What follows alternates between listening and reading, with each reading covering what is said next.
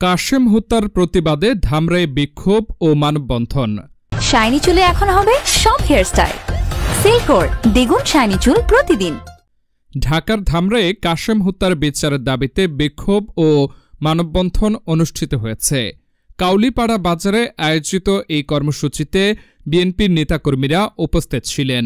মানববন্ধনে ধামরাই থানা বিএনপির সিনিয়র সহসভাপতি রাকিবুর রহমান খান ফরহাদ, আমতা ইউনিয়ন বিএনপির সভাপতি মনিরুল ইসলাম খান লাবু, সাবেক সহসভাপতি ঢাকা জেলা ছাত্রদল HM লুৎফর রহমান, গাঙ্গুটিয়া ইউনিয়ন বিএনপির সহসভাপতি মনিরুল ইসলাম বাবু এবং কাবুলিপাড়া বাজার সমিতির সভাপতি মোহাম্মদ আনিসুর রহমান বক্তব্য রাখেন।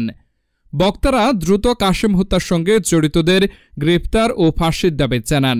তারা হুঁশিয়ারি দেন, দ্রুত বিচার কার্যকর না হলে কঠোর কর্মসূচি ঘোষণা করা হবে। শান্তিপ্রিয় লোক, এই এলাকায় আর হত্যাকাণ্ড করতে দেওয়া হবে না। আমি অনুরোধ করব সর্বদলীয় লোকজন আপনারা সতর্ক থাকুন। বিভিন্ন সময় আমাদের বিভিন্ন নেতৃবৃন্দদের উপর হামলা হচ্ছে। আমি আমার দলে এদের ইন্ধনদাতাকে এবং অর্থদাতাকে এরা কে তাদেরকে সাহস জুগিয়েছে? সাধারণ মানুষ এইভাবে হত্যার শিকার হতো, আমি ব্যক্তিগতভাবে আপনাদের পাশে দাঁড়াতাম। যদি কোনো অন্য সংগঠনের কোন নেতৃবৃন্দ হতো, আমি ব্যক্তিগতভাবে তাদের পাশে দাঁড়াতাম। কারণ আমরা হত্যা চাই না, খুন চাই না, নির্যাতন চাই না, জুলুম করবে না। কাজেই প্রশাসনের কাছে দৃষ্টি আকর্ষণ করছি, আপনারা কেন নীরব?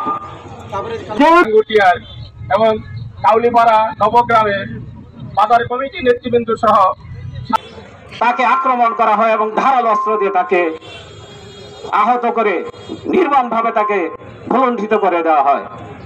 সেইটার বিচার যদি হয়তো প্রশাসন